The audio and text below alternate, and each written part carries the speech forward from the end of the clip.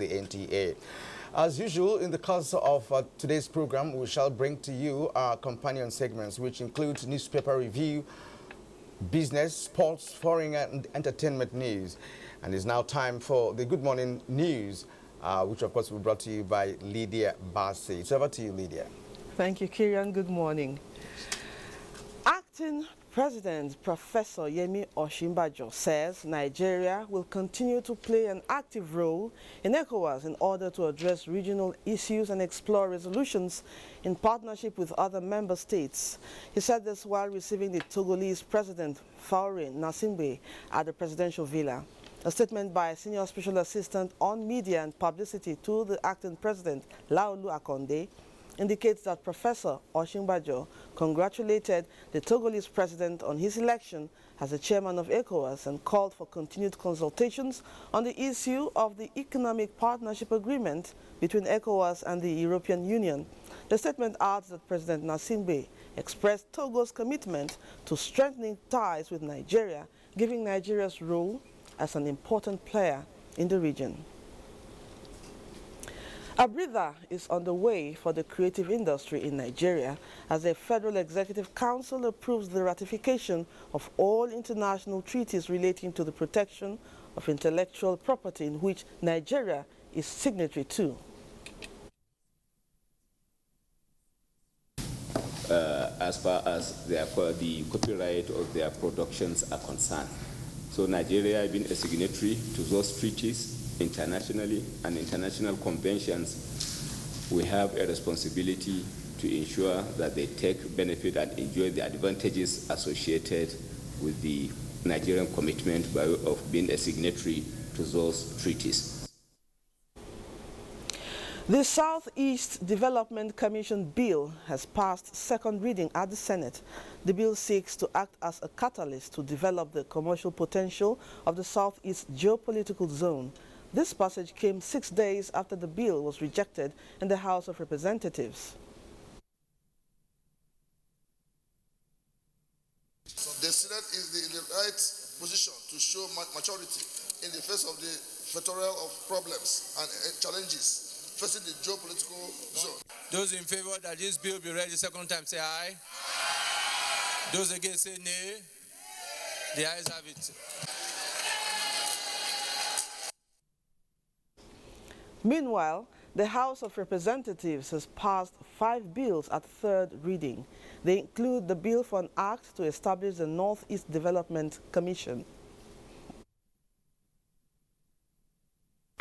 Because of the level of destruction occasioned by the Boko Haram insurgency on the infrastructure of the region, there is a need for us to have a legal framework that will aid in the reconstruction and rehabilitation of the Northeast. Minister of Science and Technology, Dr. Ogbonnaya has received the new electronic voting machine designed and constructed by the National Agency for Science and Engineering Infrastructure, NASENI. The solar-powered electronic voting solution with robust hard and software components was specifically developed to address the challenges of voting process in Nigeria. NASENI again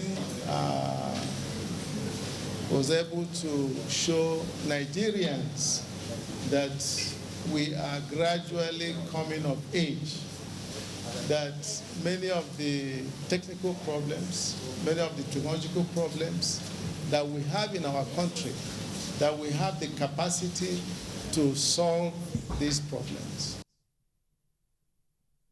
In 2015, the National Biosafety Management Act, geared towards addressing risks that may likely arise from the practice of biotechnology and genetically modified organisms, was enacted. 2 years on, a group of civil society organizations are calling for its review, citing deficiencies in the Act and concerns over the dangers inherent in the use of GMOs for health and the environment.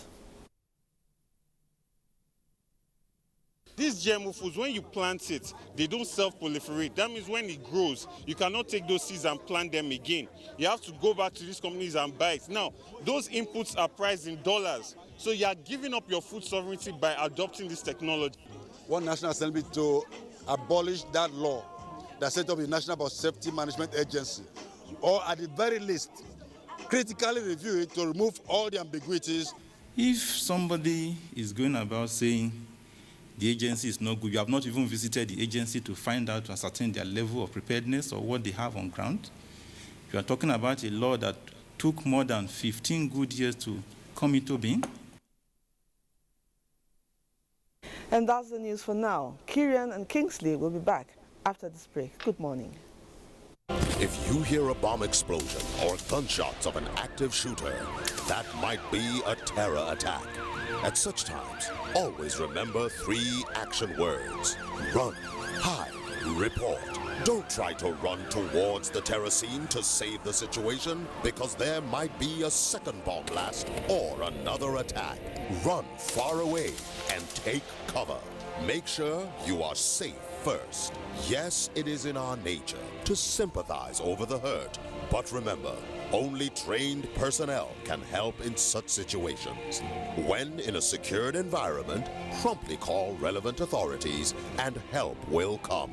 For anonymous reporting, call 09630-3250-5 or 0813-2222-106. If you see something, say something. Nigeria unite against terrorism. This message is brought to you by the Federal Ministry of Information and Culture. To business now. Findings from investment and research firms suggest rising minimum wage may enhance Nigeria's economic recovery. Let's now join Amina Nujem for details of these and more on the business segment. Hello and welcome. Increasing workers' minimum wage might be the last dose of policy prescription needed to experience a full economic recovery. The Financial Derivatives Company Limited, FDC, a Lagos-based investment and research firm, stated this in its latest economic bulletin for May. According to the investment and research firm, a common thread to the introduction and increase of a minimum wage across the globe was the desire to compensate for a loss of purchasing power due to inflation. It stated that Nigeria shares this objective, fueled by frequent requests from labor unions for an upward review, adding that the outcry during the past 2 years was a potential trigger of social unrest. It would be recalled that the Federal Executive Council recently approved a 29-member committee to deliberate on the merits of an upward review in the minimum wage. The minimum wage is currently at 18,000 naira a month. And in other business developments, Nigerian National Accreditation Services, when fully operational, will address the issue of rejection of Nigerian products in the international market. This has become necessary to ensure seamless trade relations to remove Nigerian exporters from the disadvantage point. UNIDE's ECOWAS Regional Director speaks on the importance of accreditation to the overall country's program of UNIDO in Nigeria.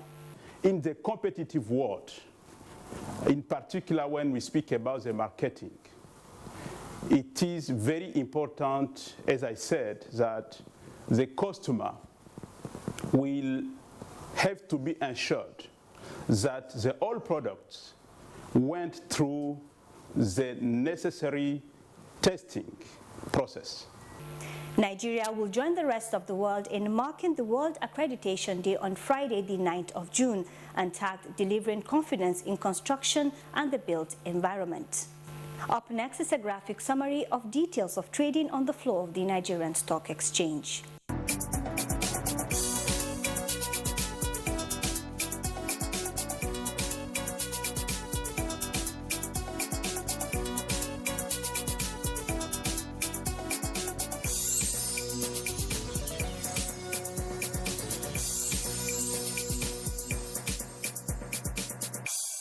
And that's it on Business News. I am Amina Nujain. All All right, thank you very much there, Amina and Ujaim, for the business package on Good Morning Nigeria. Next for us, we're taking a look at the headlines on the front pages of some of today's newspapers.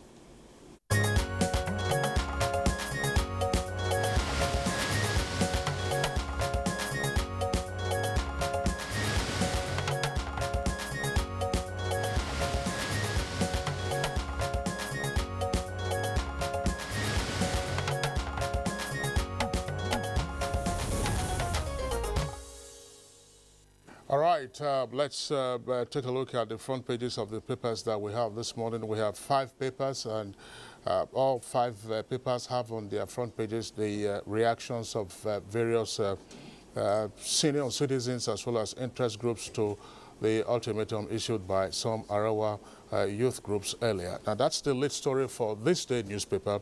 This day newspaper has it as a double-decker headline. It says, leaders stand united against hate speech by Northern Group. Leaders stand united against hate speech by Northern Group.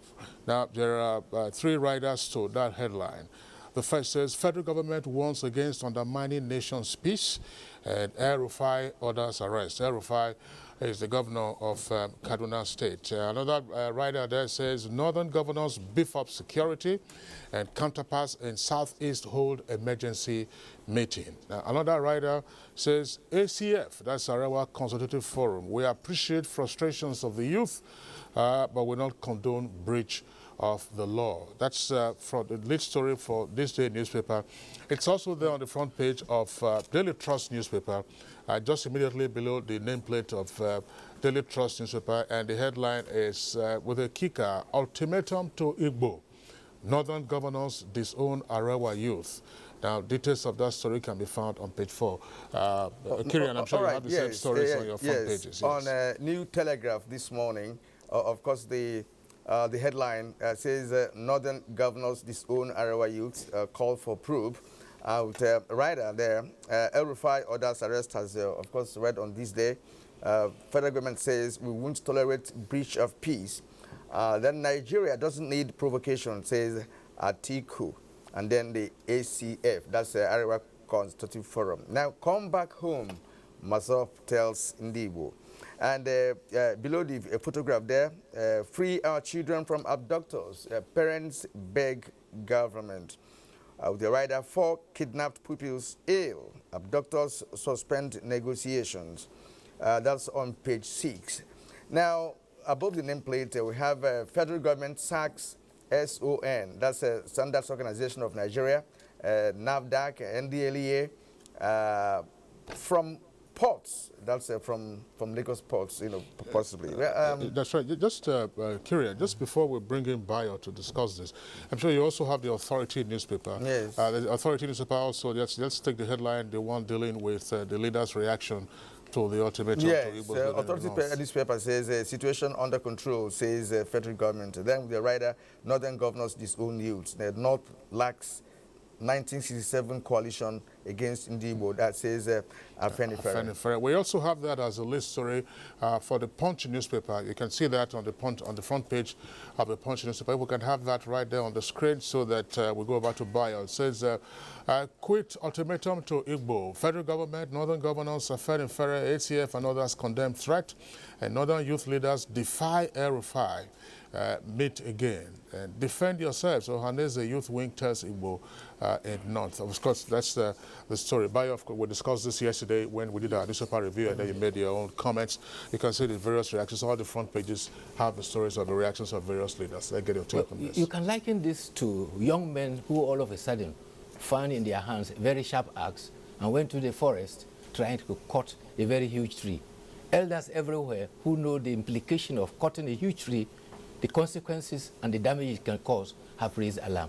And the Kaduna State government was the first to issue an order to the police to arrest the youths. And he has also ordered the Ministry of Justice to direct and prepare charges and prosecute those who are complicit in that egregious assault on the rights of fellow citizens. Spokesman for the Kaduna State Governor, Samuel Aroma, says that it was in contact with the Igbo community in Kaduna and had advised all residents to ignore the threat.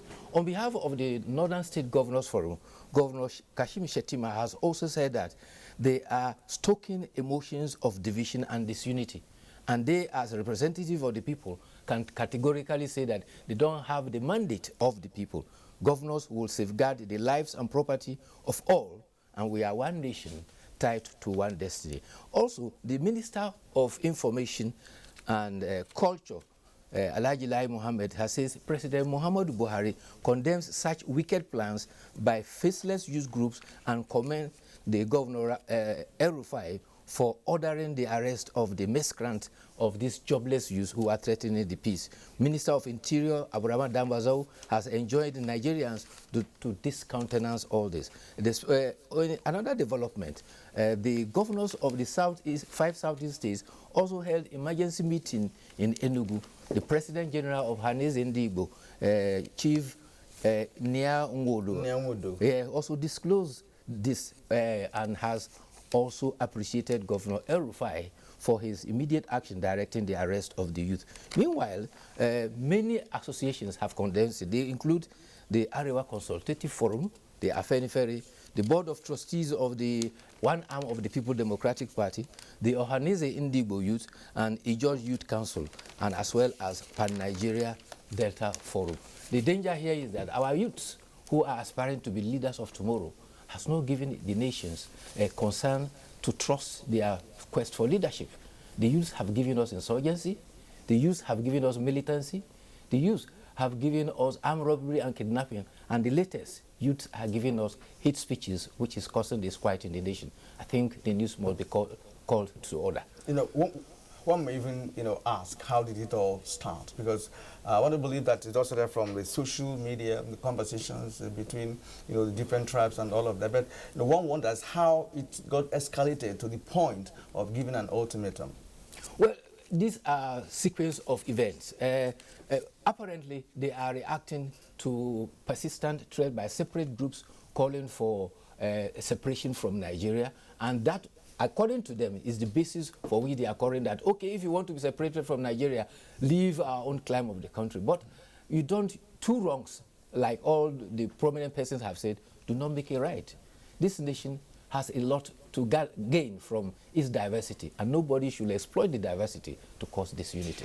Well, we have seen, that is in recent times, we have seen what has happened in the Northeast, where no fewer than 100,000 or more, depending on the estimates, persons have been killed as a result of the war being waged by Boko Haram insurgency against the country. Now, during the Nigerian Civil War from 1967 to 1970, this country lost well over 2 million persons, according to some accounts. And then we see reports of all of this. We have seen, well, I'm sure those of them who are issuing the statements, or those of them who are, breathing, spitting fire, they were not born. They were not. They are all under 50. Yeah, they were not even around 25 years ago to see what happened in Bosnia-Herzegovina, in Europe. So I think that the way that the various leaders have risen to condemn all of this is very good. And then you can see almost immediately what the impact could be on the economy. We are saying, look, let's get out of recession. Now, if you are an investor, what would be your reaction to this kind of already the Ohanese youth have declared that there are people who will not abandon their over 4 trillion investment in the northern Nigeria and move. But one point that must be illustrated, that two key proponents who have participated in the civil war have won this nation. The first is President Muhammadu Buhari, and he gave the instance that he walked on his foot from Ahwada up to Calabar as a soldier. And the agony he went through, he doesn't want any Nigerian to go through that. The other day, Senator Ken Namani said that, look, I fought in the war on the side of Biafra.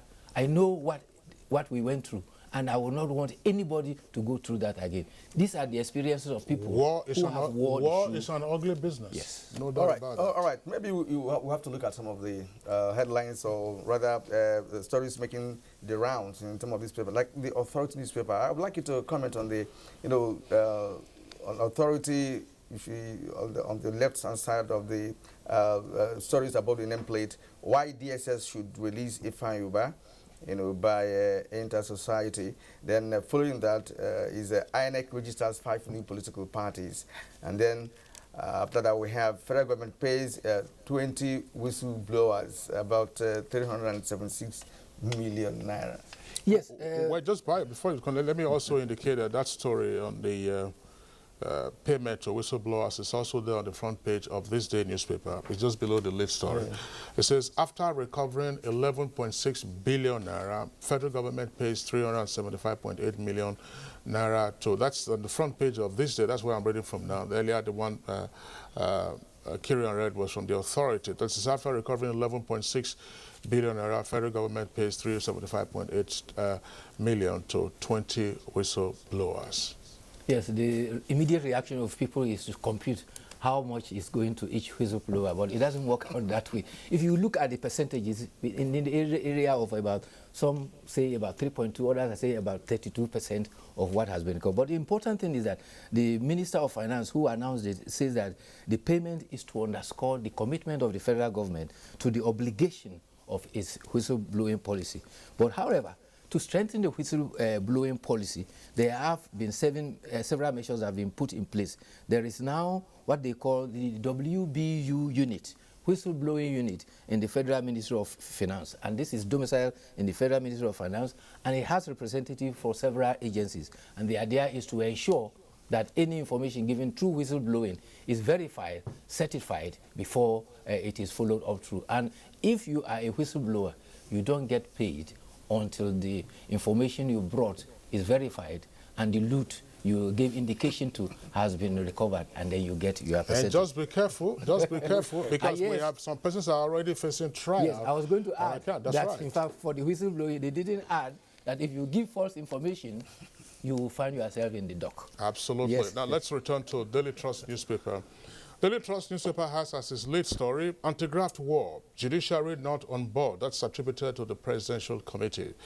Judiciary not on board, Presidential Committee. And the photograph there on the front page of Daily Trust has a caption that says, Iranian policemen evacuate a child from the Parliament building in Tehran during an attack on the complex yesterday. 12 persons were killed in that terrorist attack.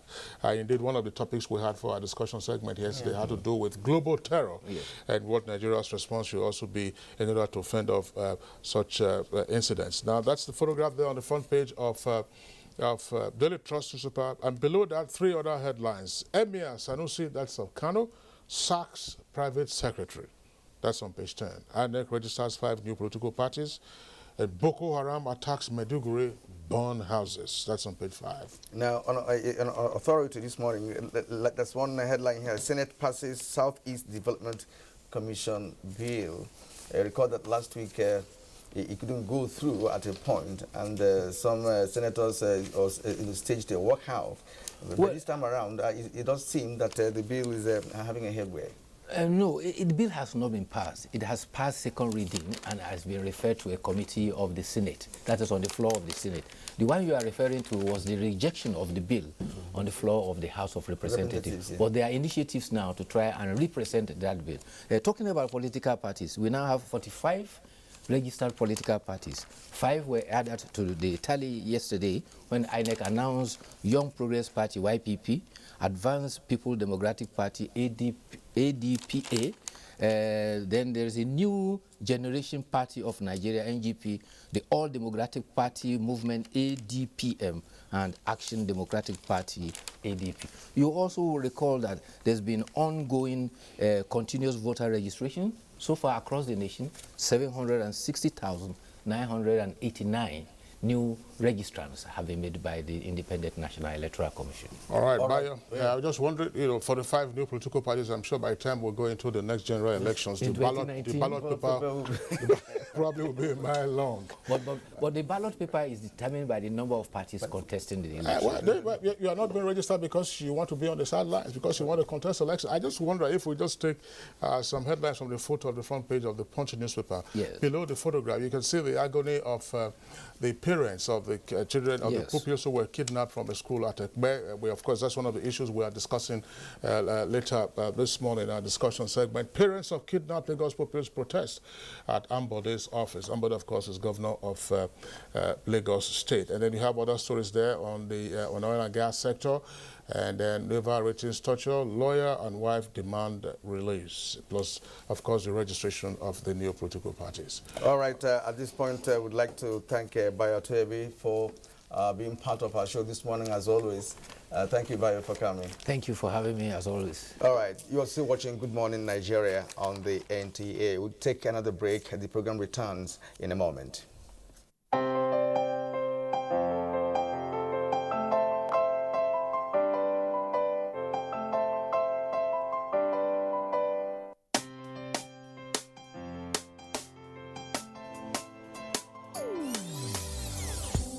Hear the call of change. Stand up, Nigeria. Change is here and it's going to stay. Change begins with you. Oh yeah, make we go. Go to so let the change begin from within. Look at you, yeah, Ogeruola. Change begins with you and me. Change begins with me. Change begins with me. Change begins with me. So what's up, sweetheart? You really look like you're up to something. I have a secret. Okay. I'll be going to Europe next week. Seriously? Yeah. Like you have your visa, your passport, your plane ticket? No, not that way. Some men are helping us. We pay them, they take us through the desert, and then we cross the sea into Europe. The desert, the sea. Isn't that the route where many have died? Yes, it is indeed a very dangerous journey. In 2016 alone, 4,900 people died while crossing the Mediterranean Sea to enter Europe. Many were Nigerians. For the very few who survived the journey, they are forced into prostitution or other crimes just to survive. Eventually, they will be arrested and deported to Nigeria. Don't be a victim. Don't go this way. This is a public service announcement brought to you by NTA. All right, you're welcome back. In line with the directive of the National Judicial Council, the 6 judges that have been on suspension following corruption investigations against them resumed duties Wednesday. Femi Okeo has the report. The sitting time for all judges of courts of records is 9 o'clock. And one judge that has caught a reputation for himself to be in his court at that time is Justice Adeniyi Ademola. But today is not a normal sitting day for him, even though it's time for resumption after months of recusing himself of his job because of the corruption allegations and corruption charges leveled against him. 9 judicial officers had been arrested at various times in the last quarter of 2016, but only 3 of them were charged to court. While Justice Nguta of the Supreme Court and Justice Rita Ofili Ajumogobia of the Federal High Court are still going through their trial and have therefore not been recalled by the NJC, Justice Adeniyi Ademola has been discharged and acquitted by the Court of First Instance. The federal government says that case is on appeal. But one striking thing about the whole episode is that the National Judicial Council now knows firsthand what it feels when people say justice delayed is justice denied. The grounds of the NJC is that more than 8 months after the judges were made to recuse themselves from office, no charges have been formally brought against 5 of them in any court, while they continue to live under the label of corruption, being on suspension. We are not proud of our criminal justice system in this country. We're not proud of what is going on in terms of delays, in terms of all the problems that we have, lack of proper investigations, trials being protracted, and all of that. And that's why we are always talking about reforms. Observers of Nigeria's judicial system say this is what thousands of awaiting trial suspects suffer in the hands of investigators, prosecutors, and our judges. Even though the whole process of prosecution may not be over yet for the accused judges, One hopes that the lessons would have dawned on the investigating agencies and our courts that out there are thousands of people who do not have the influence of being recalled to their normal lives, but are only waiting for justice as the only means to return to normalcy.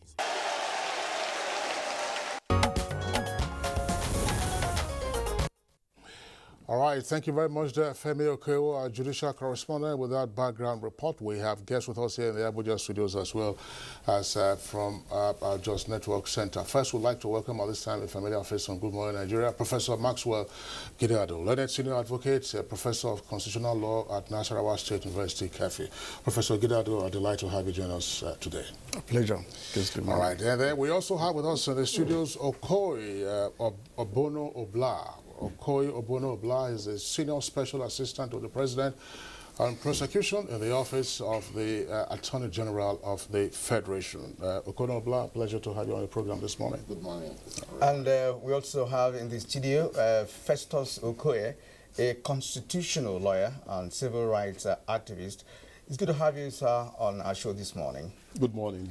And from our Just studio, we are being joined by Dr. Garba Tetengi, Senior Advocate of Nigeria and a member of the National Judicial Council. It's a pleasure to have you on our program this morning, sir.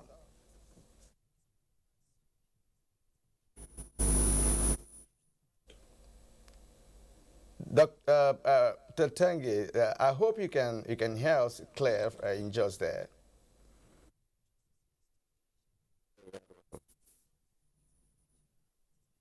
All right. We would have actually started with the Tetengi himself, but then we don't have clear signals from Jos. Kinsley, I'd like you to. All right, yeah, that's right. I'm sure once the audio snag there is clear, that the video is good, we'll return to Tetengi. But the background to all of this is very well known. We all saw what happened in the country last year, and then the various reactions to what occurred, and then what has happened yesterday following the formal recall of some of the judges who were earlier suspended. Now they resumed sitting, including, of course, Justice Ademola, who was at the Federal High Court. Gentlemen, let's begin this conversation by getting your respective views. What exactly is playing out? We know there are views out there on the street, but of course we have lawyers here with us in the studios and then at the Just Network Center. Let's begin with Professor Maxwell Gideado. What's playing out? Yes, thank you very much, Kinsley. Now, my position on what has happened as far as this recall of these suspended judges is concerned is that I can see two things. One is the NJC, which is the body that is primarily responsible for appointment, removal, and discipline of judges at work. Two is the operation of the doctrine, of the rule of law at work, vis-a-vis the new Administration of Criminal Justice Act 2015 that is applicable in Nigeria. The NJC were prompted by the arrest or the allegation leveled against the suspended judges since October last year. And true to type, they sat and then suspended these justices and told them to await the prosecution. Now, 8 months down the line, one was discharged, acquitted. The other, two are trials ongoing and they've not touched them. The other 5 or 6 rather, that have not even been charged. They're just sitting at home with that toga, of being alleged to be corrupt judges. Just to save them from all this. And mark you, the judiciary is a profession. It's an office of dignity, it's an office of nobility. For you to keep justices out for this long without taking them to court, charging them to court. And we are also trying to implement the new Administration of Criminal Justice Act that talks about speedy trial. I think what the agency has done is to come out and exercise their constitutional responsibility and duty in seeing that they appoint judges, They punish judges and they remove them when found guilty. And at the end of the day, it is also the onus is on them to protect them. Because as a body that is charged with that responsibility, it will be chiding from its duty if it doesn't take this very step. So as far as I'm concerned, this is a step in the right direction, and it's a good omen. It should trickle down, to the other parts of the judiciary and other judges for them to know that what the agency has set, the example they have set, should not just end with the judges, but it should replicate itself all around the courts and in the entire country. All right. Thank you, Prof. Now, let's return to Jos, where Dr. Garba Tetenge is. Good morning once again, sir, and welcome to Good Morning Nigeria. Hello. For us to determine whether your audio is through to us here in the studio. Now, you are a member of NJC. How would you explain what has taken place?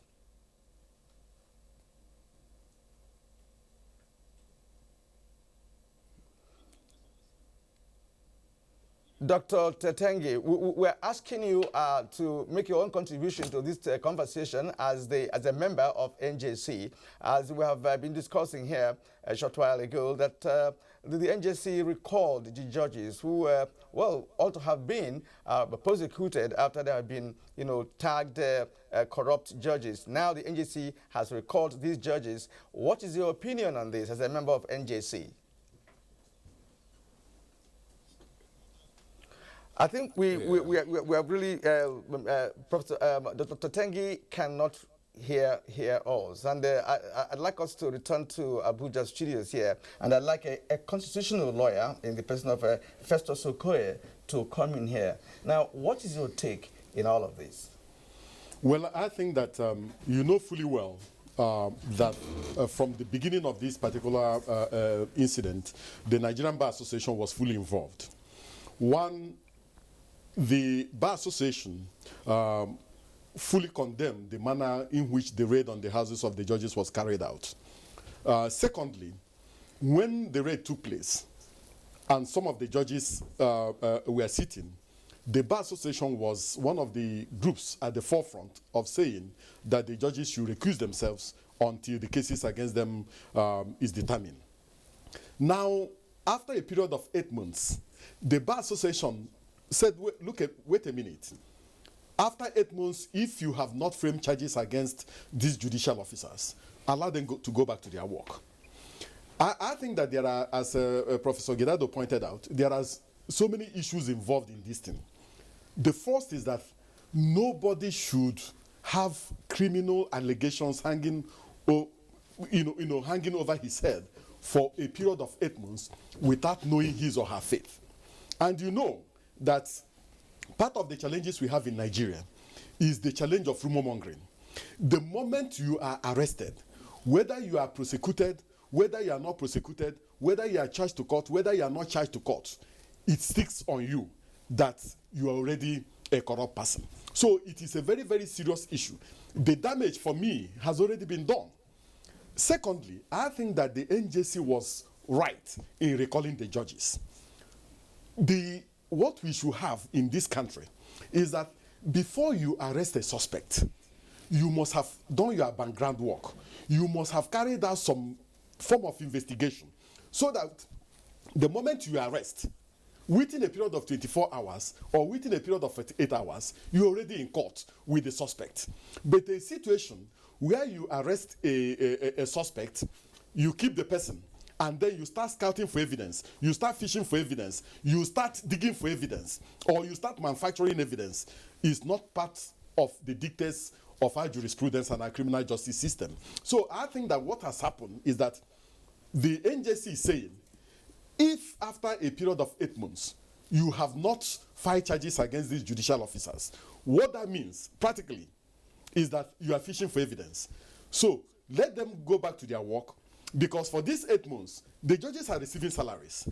The cases before them have not been reassigned to other judges. So the one that has been taken to court, discharged and acquitted, should go back to his work. All of us know that the fact that you have filed an appeal does not stay the judgment of a properly constituted court of law.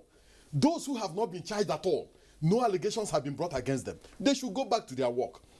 If eventually you now have found the evidence you are looking for, you can still take them to court because there is no bar to their being taken to court. But for now, let them go back to their work. But I do not agree from what I'm hearing that, oh, okay, the Federal Ministry of Justice and the prosecuting authorities are now waking up and saying, oh, we are going to charge them to court tomorrow. We are going to charge them to court next tomorrow, just because they have been recalled. What that means is that there was a calculated attempt to keep the suspects in suspense for this entire period, so that the moment they are recalled, then they will be charged, they will be handed to court. I believe that what should happen is that if the police, the director, the State Security Service, the EFCC, or whoever is in charge of this investigation, if they have concluded whatever investigation they have done, they should proceed. If, on the other hand, they have done their investigation and they have not found any credible evidence against some of these judicial officers, they should have the presence of mind and they should have the courage to go before the Nigerian people and tell them, we don't have evidence against some of these judicial officers. On the other hand, if they have evidence against any of the judicial officers, they should charge them to court so that they can begin the process of either exonerating themselves, or the prosecution can begin the process of proving the case against them. But to leave them in suspense for a period of 8 months, for me, is not part of our judicial process. All right, Professor Sokoye, thanks a lot. Obono Bla, you've listened to the two guests who are right here with you in the studios. Let's have your comments. I do not agree with them, with due respect. It is those who want to patronize judicial corruption that will take that position, with due respect. How can you say that a judge like Justice Ademola should go and sit because he has been acquitted by the court of first instance, when you know that in this country we have two hierarchy, of course, above the court of first instance or the court of trial? We have the court of appeal, we have the Supreme Court.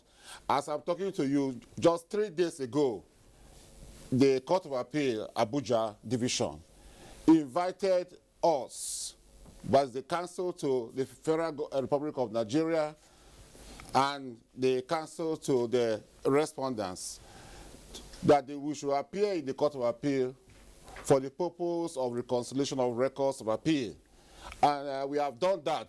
That means the appeal is entered, and the next procedure is for the parties to file briefs of argument, and then the matter will be set for hearing. So how do you now recall a judge whose case he has not been heard, the appeal has not been heard, it has not been cleared? That alone is enough for Justice Ademola not to sit, because there's this the allegation of being corrupt, of receiving bribes, is still hanging around him. In England, where we borrowed our legal system from, that will never happen. A judge should never be under criminal investigation at all. A judge should be as clean as steel. A judge should be like Caesar's wife. So a judge who has put himself, his integrity, his credibility, his career at stake by through criminal investigation, that alone is enough for that judge to leave office without even waiting for NJC to look at to determine his fate. He should resign from office. One of them is in the Supreme Court. When I was a young lawyer, I thought all the justices of the Supreme Court were gods because they carried themselves with dignity. One of them confessed in a letter to the former Chief Justice of Nigeria, Justice Mahmoud Mohammed, that he had meetings with politicians to discuss a matter pending before the Supreme Court. And he was a member of the panel of the Supreme Court that was to head the case between Wike and the governorship candidate of APC. That alone is enough to end his career in the bench. discussing a pending matter with a third party. And he did not report to the law enforcement agencies. He did not report to the Chief Justice of Nigeria, who was his boss then. He waited until he was arrested by SSS, and then he now wrote a letter to the Chief Justice of Nigeria. Let me tell you again, the same Justice Ademola, there was a petition, a very, very strong petition, that was written by aggrieved PDP members from Anambra State, led by Chris Uba. They were accusing him of writing 2 judgments in one case. That petition was dated 14th July 2016. It was received in the registry of the Supreme Court on the 16th of July 2006. As we are talking now, that the NJC has not looked into the merit of that petition. So this is what we are saying, as if the NJC is trying to protest on judges. I heard the judges, some justices were acquitted last week. One of them, Justice Nebele, the petition emanated from my office. He gave an ex parte order in an election matter, and we lodged a complaint. I was even invited to be one of the witnesses. I went before the committee of the NJC, and I gave evidence that why do you give an ex parte order in an election matter? In that case, they went to court, the petitioner and the respondent, they are gone to the Court of Appeal, and the Court of Appeal found in favor of the APC candidate that was elected in Rivers State, and asked INEC to give her certificate of return, and INEC did. Despite that, this judge went ahead and issued an ex parte order, stopping this woman from taking her seat in the Rivers State Assembly. Do you know what the NJC said? The NJC wants that judge.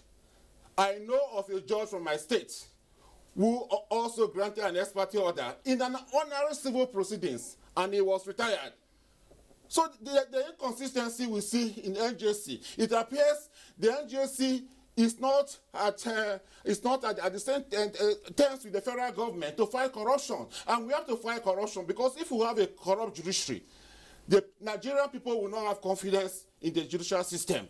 Investors will not have confidence in Nigeria, both indigenous and foreign investors. So we have to clean up the judiciary, and the NJC has a duty to partner with the federal government, to cooperate with the federal government, to save the image of the judiciary.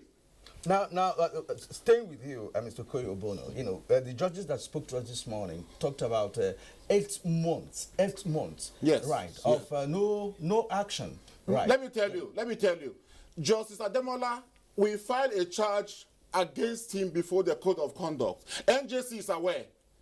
A charge is pending. The chairman of the Code of Conduct Tribunal had granted leave, and the charge was filed. I have also mentioned, Justice Ademola, that his case is not yet over, because the matter is pending before the Court of Appeal as we are talking now. The other ones, EFCC was investigating them, and some lawyers, 2 senior lawyers, are already arraigned in the Federal High Court, Lagos, for purportedly paying bribe to 3 of those justices, and the matters are going on. So the EFCC is on the verge, as I'm talking to you now, the EFCC has filed charges against them in the Lagos State Federal High Court, Lagos. All right, Obono Obla, thanks a lot for your comments. We'll come back to you. We also come back to the other 2 guests, Festus Okoye and Professor Gidado. You've raised a number of very critical issues, matters pertaining to criminal jurisprudence, criminal procedure. What happens if you have an accused person or a defendant who has been discharged and acquitted, and the matter is on appeal? Okoye spoke to that, but of course we'll give him the opportunity of responding to some of the issues you have raised. You have also talked about persons who will appear to be patronizing judicial corruption on the basis of the points that they have canvassed. Let's go back now to our Just Network Center, where Dr. Tetenge is a member of the National Judicial Council. He's a learned senior advocate. We hope that the audio is clear now. Dr. Tetenge, I'm sure you can hear us loud and clear, and that you've also been following the conversations by the 3 guests here in the studios with us. A number of points that have been raised that, well, the 2 guests to Professor Gidado as well as Festus Okoye believe that the NJC took the right step. But just a moment ago, you listened to Obono Obla, who said, look, what the NJC has done is baiting judicial corruption, that there are a number of issues that the NJC ordinarily ought to have considered and then restrain those judges from assuming duties, resuming their functions as they did yesterday. What's your comment?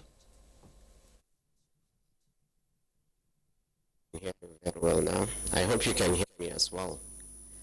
Well, I must say that I align myself with the submission made by Professor Gidado, my colleague, as well as my very good friend Festus Okoye on this issue.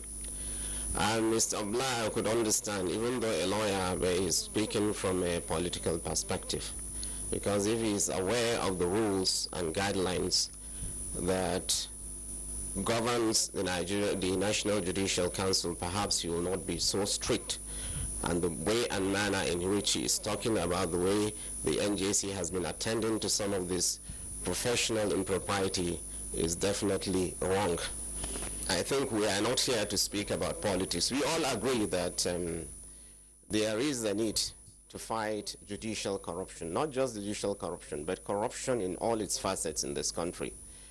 We agree also, and you can see from the professional part of it, that the Nigerian Bar Association has come out clearly to identify that it aligns itself with the executive to fight judicial corruption in all its facets. From its pronouncements right from the beginning, you can tell that the Nigerian Bar Association is doing its best in order to fight judicial corruption. Ordinarily, the Nigerian Bar Association, by its constitution, is supposed to speak for the judiciary. It's supposed to speak and condemn any action that threatens the independence and the integrity of the bar and the judiciary as well. But it has taken a departure, a little departure, in order to ensure that it's not found wanting in its constitutional role. But you should know that after 8 months, just as my colleagues have already pointed out, if there are no charges against these people, formal charges presented in a court of law against these people, why do you keep them? Why do you keep them from performing their judicial functions? It is completely wrong. And as Festus has already pointed out, the fact that there is an appeal is not a stay.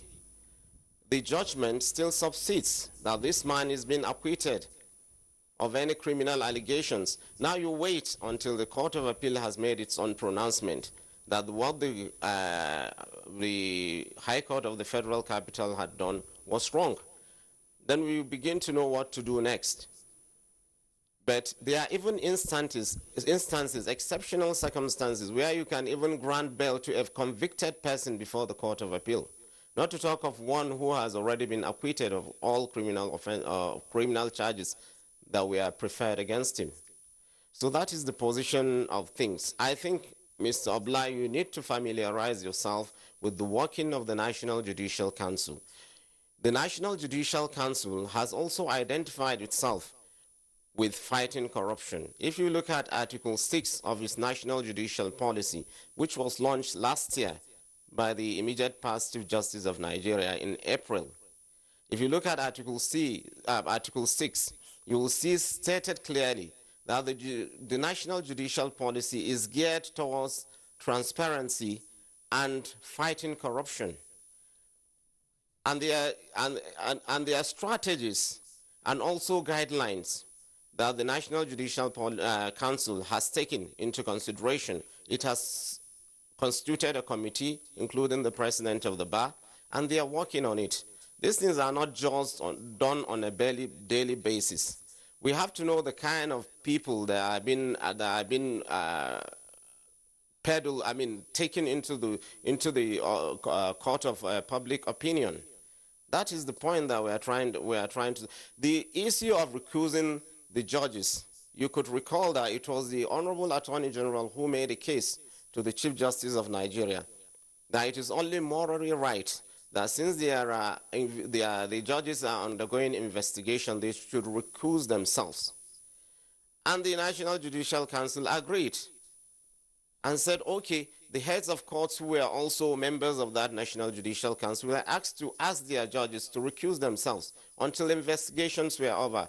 8 months after the said letter, nothing was preferred against these judges. It is only fair that we allow them to do their work. Section 36 of the Constitution of Nigeria, subsection 5, presumes every person innocent until he is proven guilty. Why do we have to continue to prosecute these judicial officers if you don't have anything against them? 8 months after these allegations, nothing has come out of that.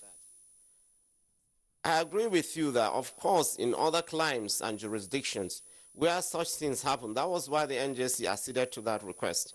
That, okay, I cannot wear my professional attire, sit down in a court and decide a matter and go back to the security agencies in order to be investigated. That what will the public think about the judiciary itself? So that was why the reasoning behind saying let them recuse themselves until these investigations are over.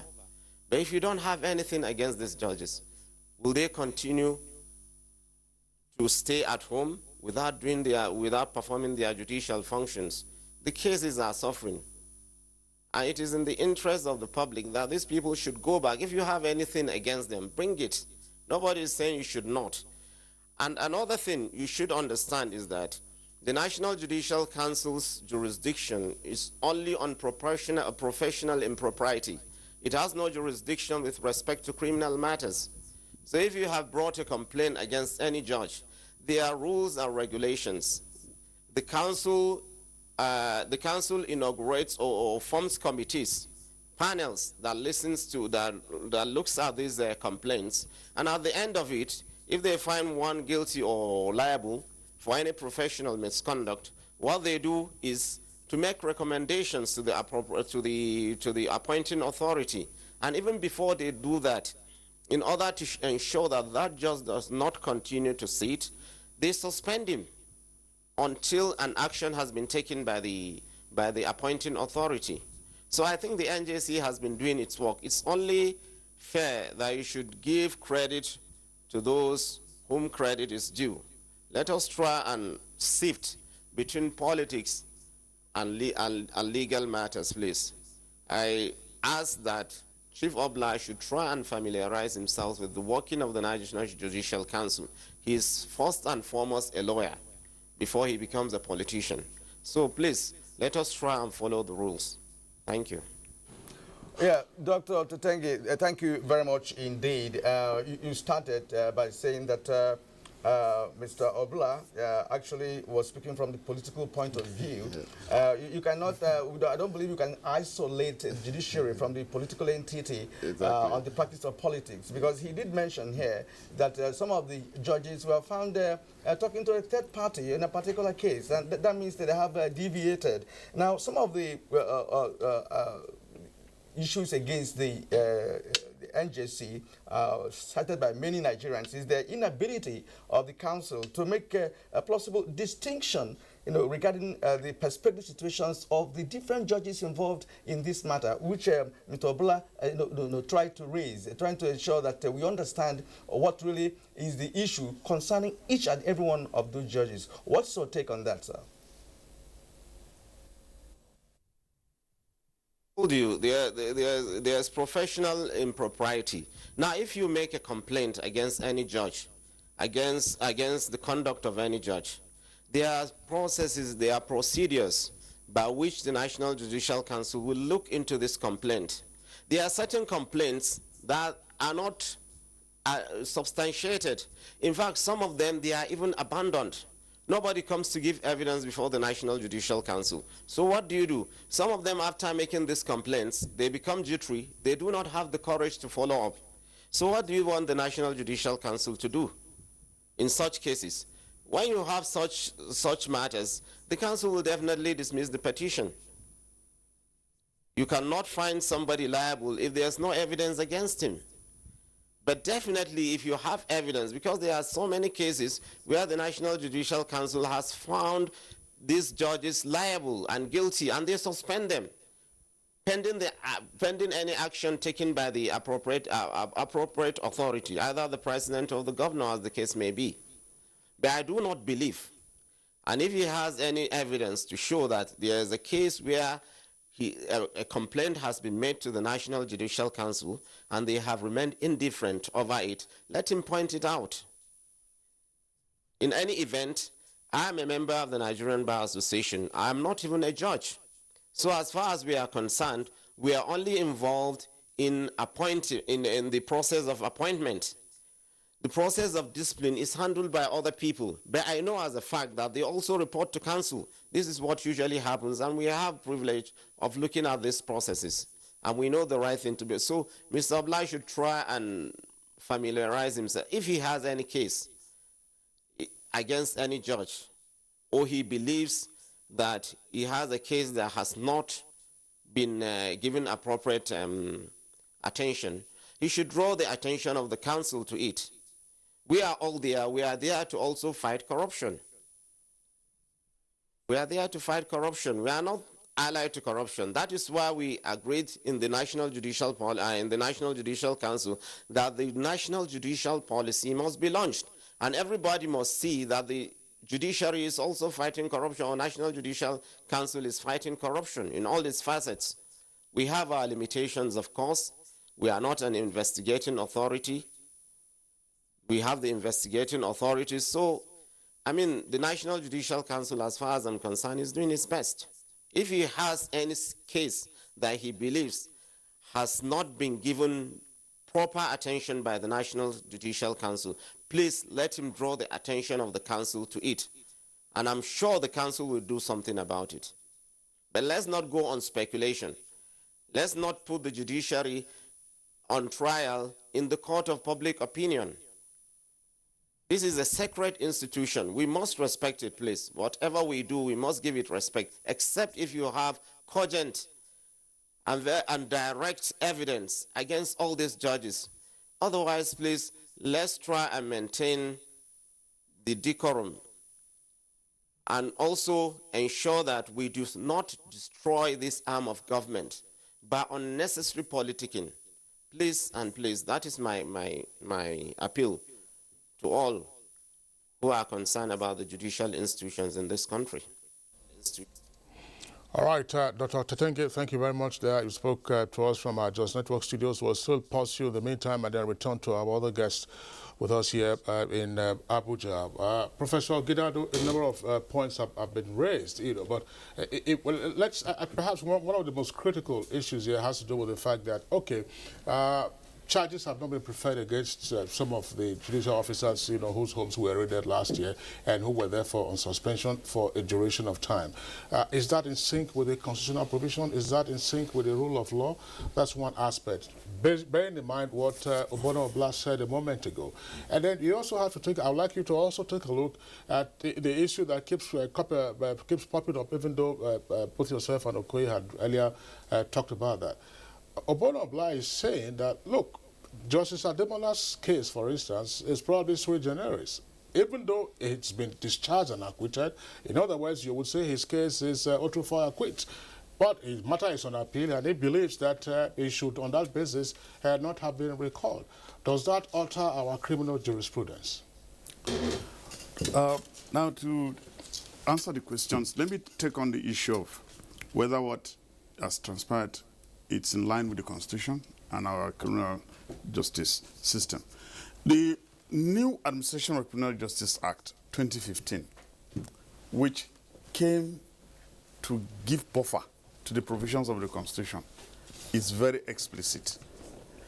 Now, the Constitution, first of all, assumes a suspect to be innocent until proven guilty. That is the first premise. The Administration of Criminal Justice Act equally came to give some dignity, some humane face to suspects. By even now, if the Act even says we should derogate from the use of the term accused. That's right. Rather, a suspect should be referred to as a defendant, which is a paradigm shift from this idea of punishment and looking at the accused person as if he's guilty from day one when he's arrested. Some interest, dignity, and respect of the accused person be given. And this was what came into play. You arraigned justices of these various courts and kept them for 8 months. Whatever was the nature of the investigation, before even concluding to or arriving at the fact of their being arrested, you must have found some reasons why you have a cause to level this allegation against them and even request that the NJC suspends them. It was done. Now, what it now behoves you to bring up these charges and have these people either arrested, tried, sentenced, or discharged and acquitted. Now, on the issue of the discharging and acquitting of Justice Ademola, it is a fact, and our jurisprudence is very clear about it, that as soon as a person is charged before a court and judgment is delivered, more so in this very instant case, it was even a no-case submission that was made. In other words, there was what the defendants' counsel submitted at the end of the day was that there was nothing at all that they could even respond as far as these allegations were concerned. So, and as we are all lawyers, if a case is dismissed at that level and there wasn't even any dispute as to whether there was some bit of instances you could say, well, the man was is really guilty of counts A, B, C, that would be justifiable. But to dismiss a case and discharge a matter on a no-case submission is a very weighty and indicative evidence that there was just nothing against this person. And if the EFCC were to be also proactive, they should have, as soon as the judgment is delivered, make efforts to ensure that this case goes on appeal and the appeal is heard as well on time. Because keeping him for maybe further 8 months while waiting for the case to be discharged, to be taken care of at that court of appeal, and probably even resort to the Supreme Court, will just be wasting this man's time when there's even it was even a no case that got him out of the court. So, to my mind, this is in tandem with the provisions of the Constitution, as well as the new move now towards ensuring that we say bye-bye to our criminal justice system in the past and forge on to see that justice is dispensed to every Nigerian. Okay, thank you very much, Professor Gidado. Now, I'd like to return to Mr. Festus. Now, all of you on this panel, you are lawyers, but me. So I'm speaking from the point of view of an ordinary Nigerian who did not study law, for instance. Now, you are the custodians and the interpreters of the nation's constitution. Yet, there's dispute when this kind of case now, plays out. And Nigerians are wondering why there's difficulty in taking a decision that concerns the judiciary by the practitioners themselves. Now, Mr. Obla is so clear, that the judges have different cases. The one he mentioned, he said, look, this man, was caught, having a discussion with the third party, which should not be in the normal practice of law in this country. Now, I'd like you to also come in to say, to look at the aspect of people not being prosecuted early enough, 8 months gap, that's what the NJC is talking about. Yet there are Nigerians who are awaiting trial for years, even without being tried and all that. So why the haste, Nigerians may ask, of asking these people to return to work when even one of the cases is in the appeal court? Now, I think that we should, as much as possible, delineate the issues. One, the case of Justice Ademola. He has been arraigned before a court of law. He has been discharged and acquitted. The implication and the presumption is that he's clean. There is nothing sacrosanct about the compilation of the record of proceedings which my learned colleague talked about. The Federal Minister of Justice can compile those records and abandon the appeal. And the implication is that if they abandon the appeal, Justice Ademola will still be at home with a criminal matter hanging over his head. So, and they have not filed any motion saying, oh, stay the execution of this particular judgment. So the implication of that is that as of today, there is nothing against Justice Ademola and there is nothing preventing him from resuming. That is one. Secondly, Professor Gidado has pointed out that constitutionally, every person suspected of having committed a criminal offense is presumed innocent until proven guilty before a properly constituted court of law. That is our jurisprudence. Secondly, Obla knows that our jurisprudence also says that suspicion, no matter how grave, cannot grant a conviction. That when you even gather your evidence has to be interrogated. It has to go through forensic inquiry to see whether it is evidence that is worth anything that can ground a conviction. That is the second one. My second issue is that constitutionally, when somebody is arrested on suspicion of having committed a criminal offense, the person must be taken before a properly constituted court of law within a period of 24 hours. And if there is no court of competent jurisdiction within a 40-kilometer radius, the person must be taken to court within a period of 48 hours. Has this been done after a period of 8 months? The answer is no. The challenge we have in Nigeria and the challenge we have with our law enforcement agencies is that they first of all jump in, effect an arrest, and after effecting an arrest, they will now begin to look for evidence in order to go to court. And when you begin to do that, you tie your hands. You tie your hands behind your back, because the person you have arrested, his or her constitutional right and constitutional right of presumption of innocence comes into being immediately. And he knows that the Constitution also says that even if you arrest somebody on suspicion of having committed a criminal offense and you have charged the person to court, that if the person is not tried within a period of 3 months, that the person must be released either conditionally or unconditionally. We are talking of a period of 8 months. Nothing has happened.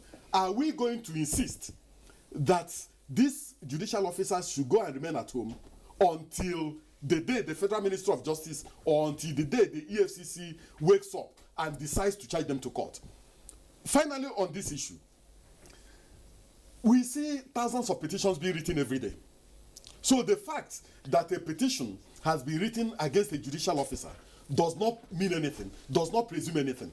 When you write a petition, you come and defend that particular petition. And I agree with Dr. Garba Tetengi that some of these petitions are abandoned. When you write a petition, you should go and defend the petition. So I think that what my friend Obla should do, and what some of our colleagues in the Federal Ministry of Justice and in other law enforcement agencies should do, is to advise that before you go in to go and effect an arrest, you should do your background work, do some preliminary investigation, so that by the time you are arresting, you have your facts, you have your charges, and you have everything ready to go to court, and not that you should go and effect an arrest before looking for evidence. That is not part of our jurisprudence. That is not part of our criminal justice system, and that is ambush. Judicial officers should not be ambushed. Judicial officers should not be stigmatized. And we should conduct things in accordance with the rule of law and in accordance with due process. All right, Festus Okoye, thank you very much. Let's return again to Obono Bla. Obono Bla, of course, to listen to the comments. Just before you have your reactions, one or two issues for the benefit of our viewers. It would appear that we are using Justice Ademola's case as perhaps a touchstone for some of the illustrations.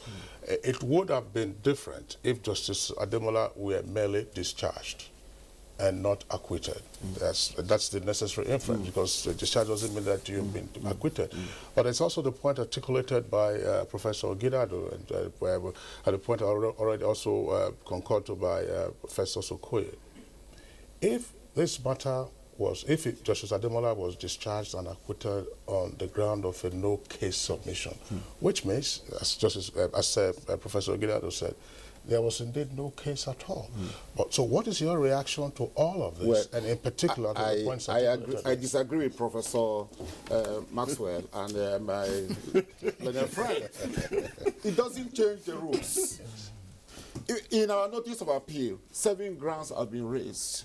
We faulted the trial judge jumping into the matter at that level. Because if I raise a no-case submission, what you are required to do is give a short ruling. He went on to the judge, evaluate evidence, whereas there was no evidence from the other side of the defendants. So you cannot say because he was discharged in no case submission, our appeal is null and void. What we are saying, they should not use technicalities of the law or this notion that we should protect judges. That is what we have been doing. The lawyers are not truthful. They always try to protect judges. I have practiced law for 27 years. 27 years from the magistrate court to the Supreme Court. So I am not talking politics. 27 years, this is my first appointment. Well, if you cannot separate law and politics, they are interlocking to a certain extent. And we are talking about the confidence of people on the judicial system, because it all has to do with confidence. The judicial system is founded on confidence. So if a judge is under any sort of suspicion, then that judge must step aside. No matter. Festus Okoye, respect to what Festus Okoye said. Festus Okoye says, and we all know that's the rule, that no matter how grave a suspicion might be. Yes. That's what I'm saying. Yes. When it comes to the integrity of judges, that will not come into play. Because we are talking about integrity of judges. Why do we address them, my Lord? They are the representative of God. They are the small lords. So a judge should be as clean as steel. A judge should not allow himself to be arrested by the police or SSS and disgraced in the public. If that has happened, that judge, for goodness sake, should resign. Let me come in. What if there's no evidence whatsoever? What if it's a frivolous petition that has been... It's still in flight. Let him land. And I'm surprised Dr. Garba, SAN, is saying that this petition I mentioned against Justice Ademola, I have mentioned the dates that petition was submitted. On that petition, it is acknowledged, there's a stamp, acknowledged that it was received in the registry of the Chief Justice of Nigeria on the 16th of July 2016.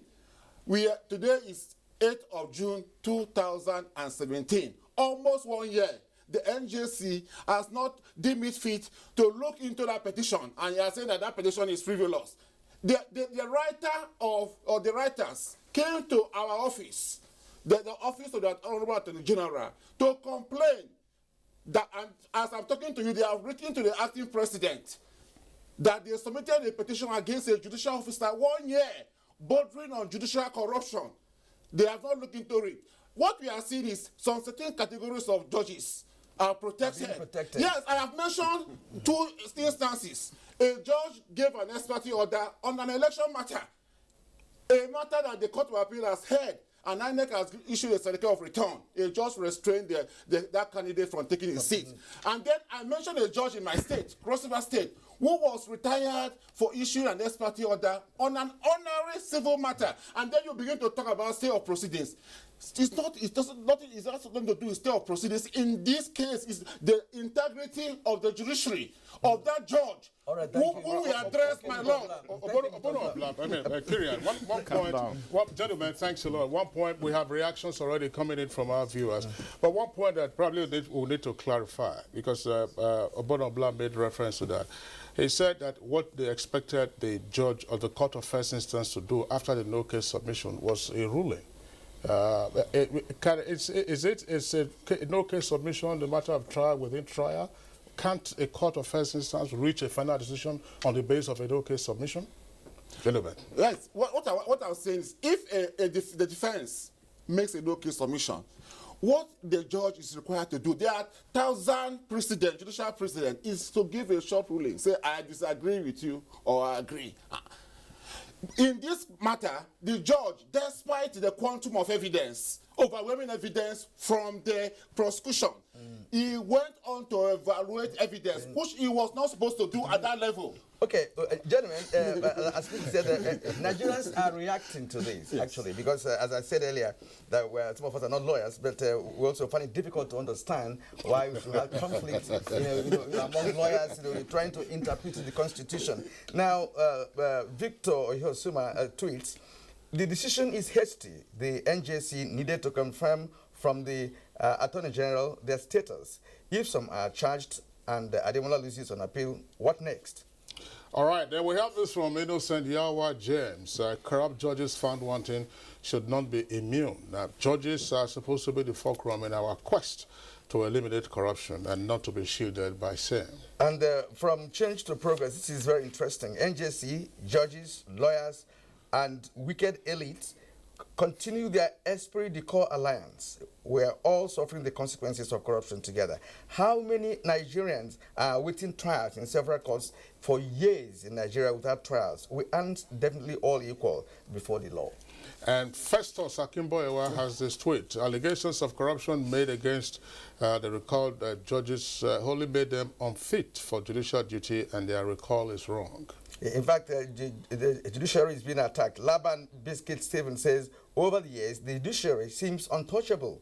Kudos to the Buhari-led administration for taking the war on corruption to the judiciary. Dominic Oga tweets, as sad as it is, recalling the suspended judges by the NJC is a wake-up call for proper investigation and prompt prosecution by the EFCC and ICPC. Now, from Festus Akimboyewa, Nigeria needs specialist legal advisors that can advise on strengths and weaknesses of corruption cases, such as the ones against the judges. Abdul Karim Duro tweets, it's the same with our political class, yet we quote useless technicalities to support corrupt people. Dele Jackson Solomon says, fighting corruption outside the presence of constitutionalism contravenes the rights of citizens in this country. Let's follow due process. Change to Progress tweets, NBA should conduct an opinion poll on how Nigerians feel about the justice system. They would appreciate the precarious situation we are in today. Now, Dele Jackson says, I strongly commend the reinstatement of the suspended judges, those who were never charged before any competent court of law after 8 months. And then we have this from Kubana Bassi. Said the NJC is in error to recall the suspended judges, that they are supposed to be discharged and not acquitted. Anyway, that's what is right in there. Well, those are some of the reactions we can take. Let's go back to Dr. Tetenge, a member of the Nigerian Judicial Council. We are pressed for time already. Let's get your closing thoughts on this. As we said at the beginning, I mean, this is a pretty divisive matter. People have different perspectives. Even the lawyers here, Obono Obliged on one side, and you three appear to be on the same side. Let's get your closing thoughts on this. Let's put it this way. Probably one of the questions from the street probably will be this. Assuming the matter comes up again, indicating that any one of the recalled judges actually had his hands in the cookie jar, what will happen? To fight corruption in all its facets in the judiciary. And cases of professional impropriety are also being looked into with all seriousness. If you have a matter before the Judicial Council that has not been attended to, all you need to do is to draw the attention of the Council, and I'm sure they will do something about it. Let's not take the judiciary, it's an important institution. Let's not take the judiciary into the court of public opinion. Let's be sure of our facts. Let's be sure of our evidence before we proceed against these judges. No one, of course, is immune from the judicial process. It's impossible. We all know that. And let it be known also, not just the National Judicial Council. I know as a matter of fact that the Nigerian Bar Association, spearheaded by our President, A.B. Mahmoud, Senior Advocate of Nigeria, is seriously fighting corruption. And it has a committee under the chairmanship of Yusuf Ali, Senior Advocate of Nigeria, that is working towards this. So please, let it not be taken that the lawyers or the judges are against the fight against corruption in this country. We are all for it, and we praise the President, General Buhari, for the initiative he has taken, for the bold step he has taken in order to fight corruption in this country. But we need strategies, we need management. We have to have the investigative authorities must have strategies and implementation strategies in order to fight this corruption. We don't have to take all these things into the court of public opinion. There are ways and manners that this corruption can be fought successfully. That's all I have to say. Thank you very much. Thank you very much, Dr. Garabat Tengi, Okay, well, Senior Advocate of Nigeria and a member of the National Judicial Council. Thank you for being part of our program this morning. All right, and gentlemen, as Kingsley pointed out, we don't have time. So I would like to, at this point, thank Professor Maxwell Gidado, the Senior Advocate of Nigeria, for being part of the show this morning. Thank you very much. You're welcome. All right, and Okoy Obono Obla, SSA, to the President on Prosecution. Thank you for your being on the other side of the divide. You know, and of course the constitutional lawyer, Festus Okoye. Thank you also for your contribution. Thank you very much. All right, you're still watching Good Morning Nigeria on the network service of the NTA. We'll take a break, and when we return, we'll go to the second leg of this morning's edition of Good Morning Nigeria. Forms for the 2017-2018 academic session of NTA Television College JAWS into its diploma programs are now on sale. The diploma programs are in film and TV production, broadcast journalism, and TV engineering technology. Applicants are required to have at least 5 credits, including English language and mathematics at SSC, NECO, or GCO levels in not more than 1 sitting. Application forms can be obtained from the TV College Refi JAWS or at any NTA zonal centers nationwide on payment of a non-refundable fee of 7,500 naira in bank draft in favor of NTA Television College. Completed application forms should be returned to the office of the academic secretary, NTA Television College, or the Center of Purchase on or before 28th of July 2017. For further inquiries, please call 0806 980 9807 or 0703 660 7155. NTA Television College, training you to be the best you can be. TV Guide magazine is out with fabulous Fab Funke Akindele Bello, aka Jennifer, adorning the cover. She opens a secret not known even to her family. Find out the secret.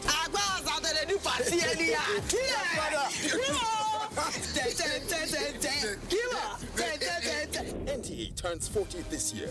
The challenges, the emerging trends in broadcasting, and the way forward. Weekend Dealer 2. Meet the team behind the biggest deal on NTA. Is food still the way to a man's heart? If not, what else? This edition is hot and juicy. Meet your star faces on screen. Entertainment, fashion, young minds, social media, and great personality. This is idiosyncratic and heterodox. Yes, Professor John Bull is on the radar. Find out what makes this program the rave of the moment on NTA Network, and for the prof, over and out. TV Guide. Ask your vendors or book your copy at every NTA station nationwide. TV Guide, still your indispensable companion.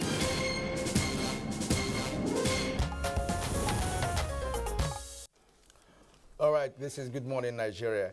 To kickstart our second issue for discussion this morning, let's take this background report put together by Omotola Omochola.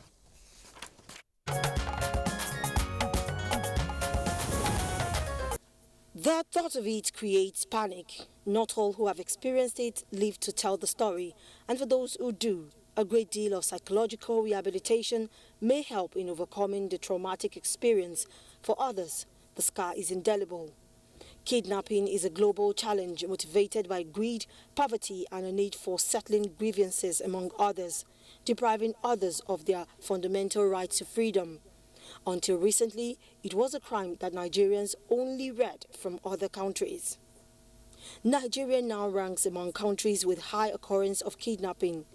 The monumental abduction of over 200 schoolgirls in Chibok about 3 years ago has done more damage to the already terrible reputation. No one is immune to this quick money-making vice, which has created a regime of fear where trust is a scarce commodity. From the poor to the rich, celebrities not left out. This situation has caused people to constantly look over their shoulders, whether at home, commuting even within the shortest distance, or having to rely on neighbors or nannies for care of their wards. As state and federal government take more stringent punishments like the death penalty for acts of kidnapping, the more daring it appears the perpetrators become. And school children appear to be the target in recent times. In 2016, teachers and students of Nigeria Turkish International School in Ogun State were abducted, and it took the state and federal intervention to secure their release. 3 school girls in Ikorodu were also kidnapped in 2016, and it was of national interest also.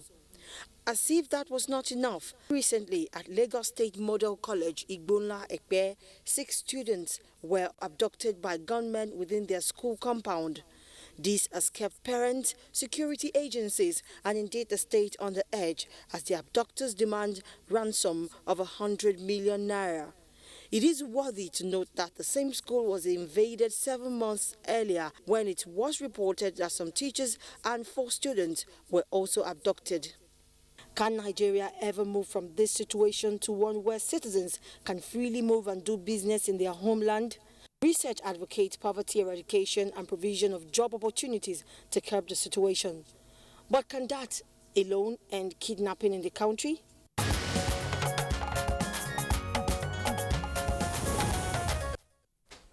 All right, thank you very much there, Amotola Amojola, for that background report. Now we have 2 guests to discuss the issue. First, we'd like to welcome with us here in our Abuja headquarters studios, the Chief Superintendent of Police, Jimoh Moshood, of course, who is the spokesperson for the Nigerian Police.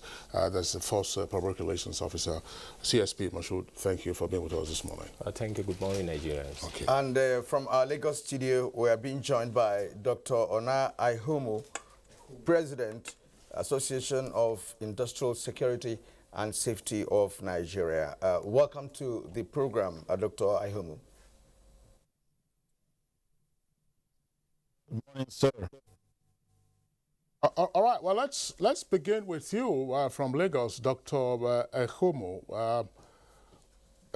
It's a new twist, as it were, to kidnapping that we had seen in recent years. I mean, we knew that in the past there used to be cases of the so-called bomo. But what we had seen in recent years, prominent persons, and foreigners were mainly the targets of kidnappers who sometimes derisively refer to their victims as bullion vans.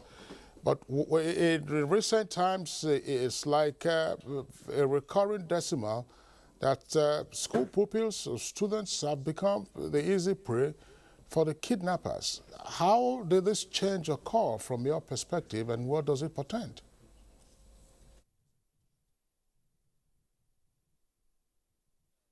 Thank you very much, Honorable Sir, for that question. Well, I think we see a mutation, or we are seeing a mutation in targeting and in strategies by the bad guys.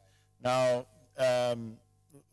we saw the success of Boko Haram, how they ruined this company's reputation by seizing those 300-odd schoolgirls from Chibok.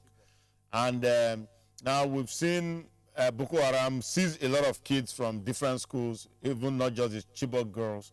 Now, here down south, we have seen the serial kidnap that was enumerated in your report, in your background report, the BMJS kidnap, the NTIC, that is Turkish International School, and then the Igbonla 1 and now Igbonla 2.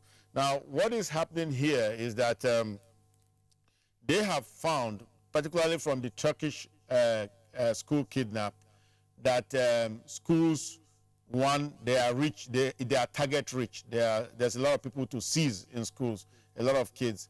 And now when you seize kids, you elicit a lot of emotion. There's a lot of passion. So it kind of plays very well into the hands of these very demented, very useless set of human beings.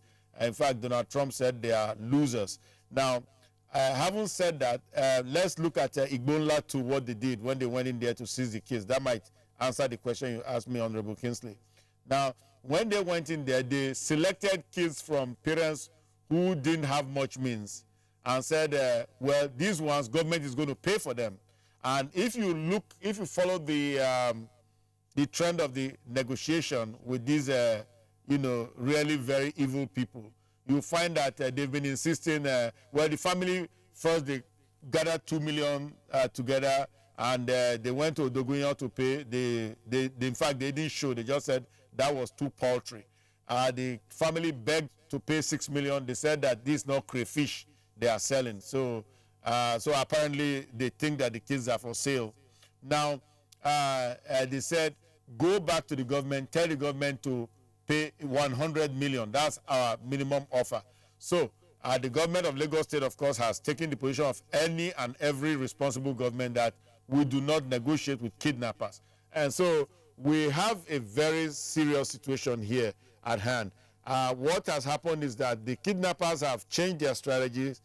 They say, okay, instead of kidnapping individuals and getting 5 million, when we do mass kidnap, because that's really what has changed here now, when we do mass kidnap, we have an amplitude of you know, income. That means because they now price each student, they say bring 5 million per student. So if you grab 6 students, that is a 30 million payday for you, and it's really very despicable and very unfortunate. And this should not really be happening in this country at this point in time. Thank you, Dr. Ihom. Now back to the studio here, where we have CSP Jimo Moshood. Well, change in strategy in the words of Dr. Ihom. Kidnapping has become one crime too many. Now, from the security point of view, what would you tell Nigerians about this current trend of kidnapping in the country? Thank you so much. The doctor talked about mutation. You see, at a point in time, criminals change their strategies and bring in new modus operandi in committing their crimes. And there's no doubt that kidnapping is cheap than even armed robbery, because in robbery, somebody will immediately raise a lot of what has happened, and the security will move in. But the Inspector General of Police, IGP Brian Putu Idris, is seriously concerned, especially about school security, because action plans have been put in place for the Commissioner of Police and the Assistant Inspector General of Police in charge of zones and command to work with the school authority, those that belong to the state government, the local government, and even the private owned school, to ensure their security.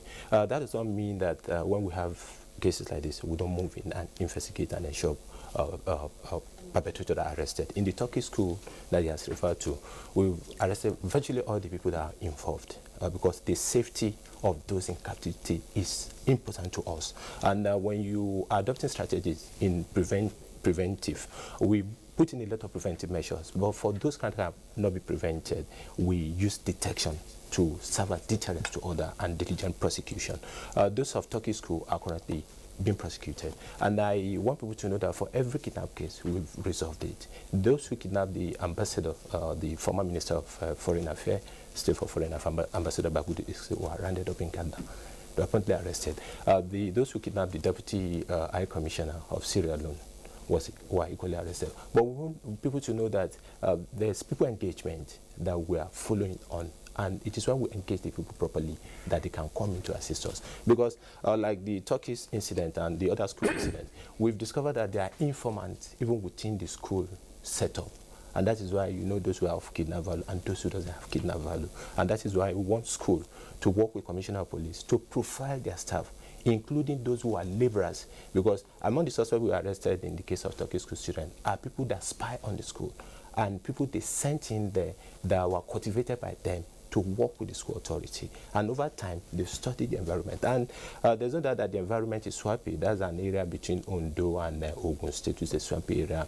They attacked the school, they bore into the fence, and didn't bring to light the need to be proactive by the school. We are putting in a lot to ensure that we investigate. And when investigation is done thoroughly to the letter, we use it as a basis to prevent further criminalities. But people should have in their minds that this era of Good Samaritan is over. Once you have an information, you don't hide it to yourself. Early warning signals occurs. So school authority too are to watch out for this early warning signal. When you see people around the school premises that are not supposed to be there, because this is a boarding school, and and it beholds on the administration and the police to work together jointly to set in preventive measures into place.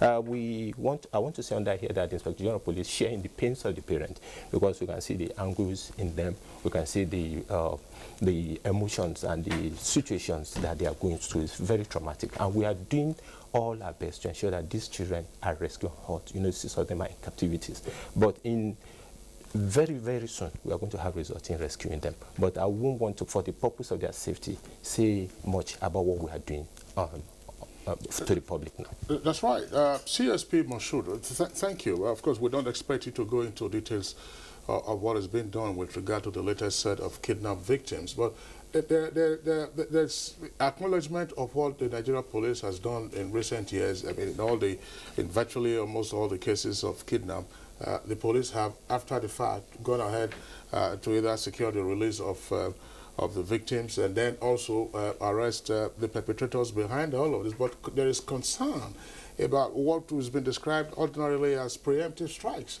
Why does it appear that the police often are reactive and not a step, as it were, ahead of the perpetrators? They take time to plan, and then they set out either by boat or some other means, to attack their victims. Why is the security apparently a step behind the perpetrators? No, thank you so much. We are very, very proactive. And there's no doubt across the world, everybody will know that proactive policing or proactive security arrangement is much more huge, expensive than reactive. We are not reactive. If you go out there, you see a patrol team stationed in strategic locations, and the communication is effective.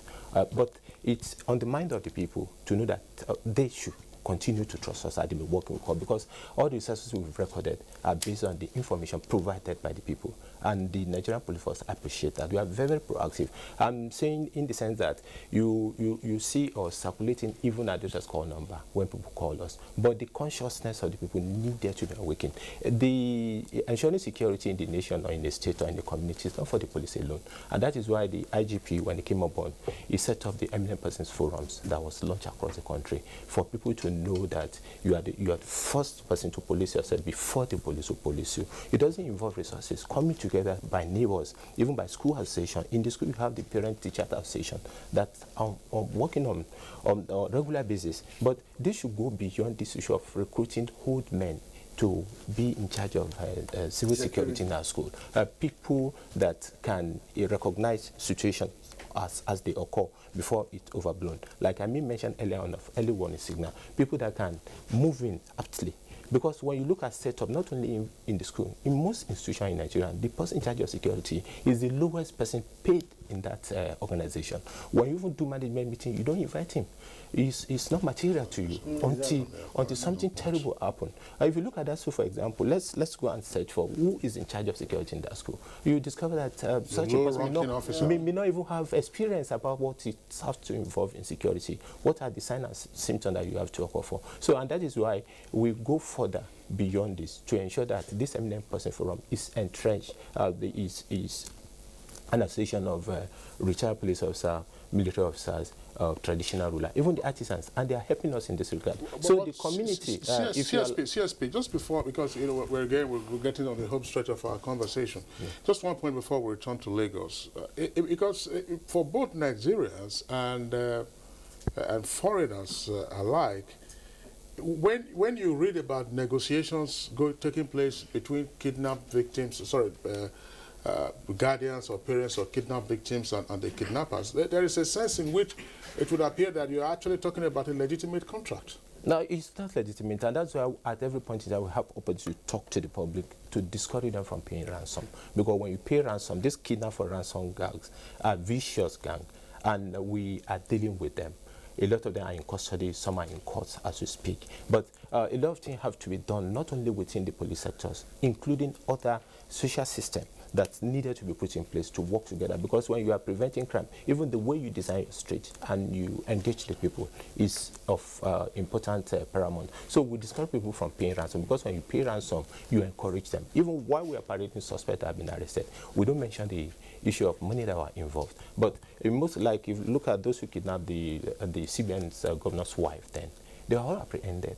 and the ransom collected were recovered from them, and they are being prosecuted as we speak. So we are making a lot of progress, but we want that, especially this case in Lagos, the parent to be assured that their children will be rescued safely and hot. All right, thank you very much. Let's return to Dr. Ehomo. I hope I got that correctly now.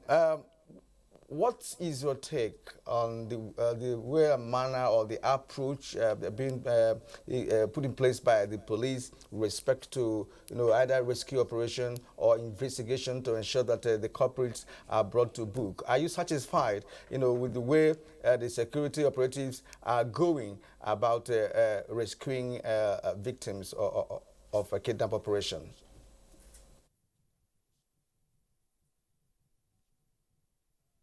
Yes, sir. I'm very satisfied. And the CSP in the studio there with you has said it all. I think Honorable Kingsley asked him a question of why is it that we appear to be more effective in the reactive realm. That is what we call detective realm. Detective realm, there are three realms of security. You have deterrent, you have detective, and you have corrective. Now, we want to really deter these bad guys, and that's where you get a lot of intelligence assets in there.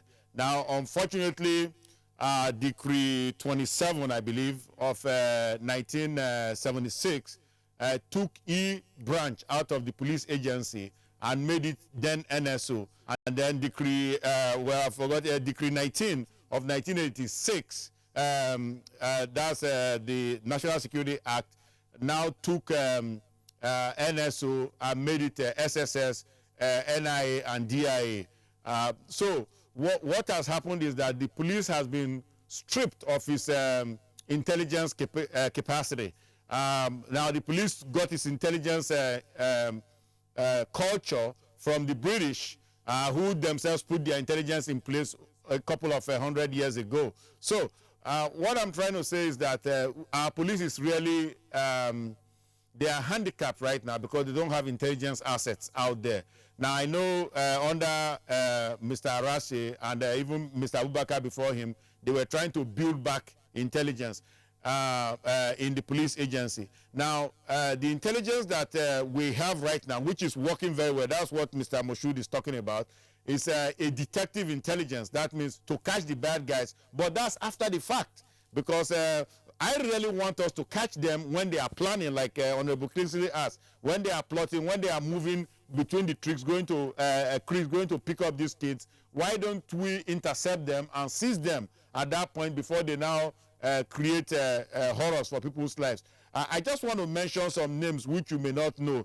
These names are Judah Agbausi, Pelumi Phillips, Farouk Yusuf, Peter Jonah, Isiak Rahman, and Adebayo George. These are the students who are still in the custody of these bad guys, these bastards. So it's really very unfortunate that we don't have their, I mean, I think NTA, you can help us. Put up their pictures. Let us see them. Let's know their faces. Let's humanize them, because I don't want to reduce this to just a discussion of police tactics and police arrests and things. These are human beings. They have real feelings. 4 of them are said to be very sick right now in kidnapper custody. The kidnappers have relocated them further afield, now to Ondo area, where it's going to be more difficult to get them. So I thank God for the police that they've now called in what they should have done 17 days ago. They've now called in the Navy to help them. The IRT, that's the one that Oga Moshood is talking about, that is Intelligence Response Team, is on ground. Now, at first, this investigation was left to Marine Police. That was a mistake in strategy. Marine Police is not capable of doing that. Nigeria does not have a Coast Guard agency. So that means our waters are porous. Any criminal can come in there. The Navy cannot police the coast alone. The Navy is a military force. They are not a policing agency. The Marine Police has no assets. So you see, it's a quandary we are in here. So now, let me tell you the bad news, Honorable Kingsley and your friend in the studio, is that this thing is going to continue for a while further, because we killed Osi Ibori, that is the Baba kidnapper, the other day. Now, this guy, America, has taken over, and it's America that is trying to build up his wealth now. That is why he's doing all these mass kidnaps. So we are in trouble for a while to come, unless the police can also do us a favor and kill that bastard too. Dr. Onai Homo, thank you very much. But there's a very sobering point you made in your closing thoughts. Would like to appreciate. I mean, of course, you also recall that a few years ago there was another kidnapped kingpin who was taken down somewhere in the southeast. His name was Osisi Kanku. All right. Dr. Onai Homo, thank you very much for your kind attention in our discussion this morning. Okay, now we have some tweets that have come in from our viewers. Well, let's run those tweets very quickly and then get the closing thoughts from CSP Moshood very briefly. Festus Akimboyewa, kidnapping children from Nigerian schools that should be places where children can feel safe and learn is dangerous and should be nipped in the bud. And Excellency says they target huge amount of return from adopting school students and the pupils. Meanwhile, school owners should tighten their security.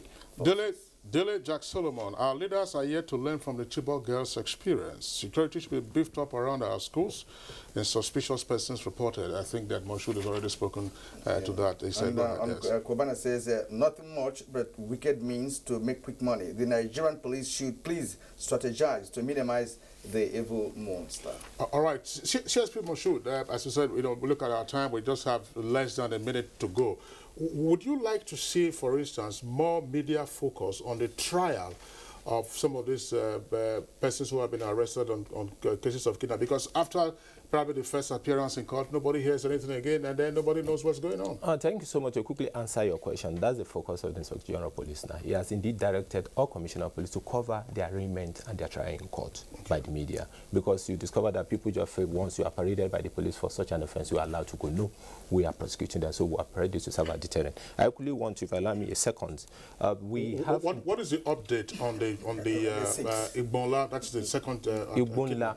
Yeah, no, honestly, I won't be able to tell you this in public, but we are making significant progress, and we call on parents to be patient with us. We're sharing their pains, and they'll be rescued very, very soon. And I want to say that we brought down the vampire recently. A lot of his accomplices were equally arrested, and they're undergoing trial. And in this case, too, we are very proactive. The intelligence structure of the force is working. We have an intelligence unit, though like you said, the NSO, the state service, others were brought after the police force. But we have intact, a strong intelligence unit. We are more proactive than before. And equally, to round up, I want people to say Marine Police were not the first line of engagement. Marine Police are those who are taking the investigators and they engage these kidnappers. Several of them were killed, and we have some suspects in respect of this kidnapping in custody that are up to 5 now as we speak. Very well. CSP Jimoh Moshood, Force Public Relations Officer, I would like to thank you for participating in our discussion segment this morning. Thank you. All right, so that does it for Good Morning Nigeria in terms of the two topics that we're discussing. We only have time now to go over to the Meteorological Agency to check out the weather prospects for the rest of today. Hello viewers, I am Joyce Ogunleye and I welcome you all to the weather forecast for Thursday. During the morning hours, we expect cloudy conditions to prevail over most places within the country with intervals of sunshine, except for the eastern half of the central cities, where there are prospects of isolated thunderstorms. Light rains are also probable over the stretch of the coast. And as we progress into the afternoon and evening period, we expect to see more active weather systems affecting parts of Katsina, Kebbi, Nguru, Gusau, southern Borno, and some parts of the central cities with isolated thunderstorms. Also, wider spread of thunderstorms are anticipated over the southern half of the country during the afternoon into late evening period. Please stay tuned for temperature details.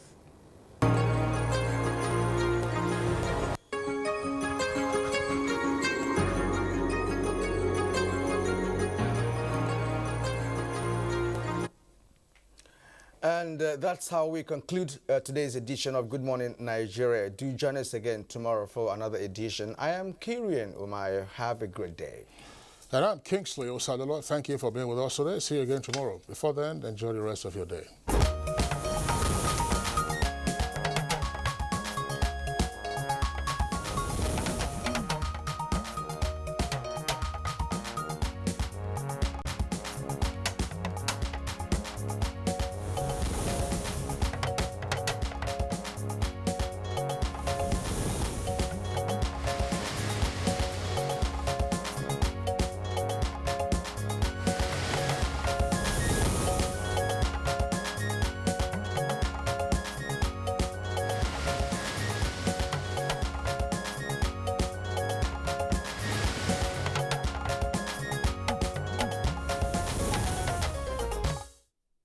MTN is